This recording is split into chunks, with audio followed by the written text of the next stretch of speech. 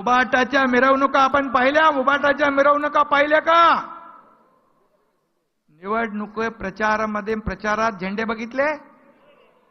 पाकिस्तानचे हिरवे झेंडे फडकत होते. भगव्या झेंड्यावर हिरव्या झेंड्याने वार करत होते. हा व्हिडिओ मी बघितलाय, तुम्ही बघितलाय? बघून घ्या. लाज नाही वाटली? मतांसाठी किती लाचार व्हाल, किती लाचारी पत्कराल.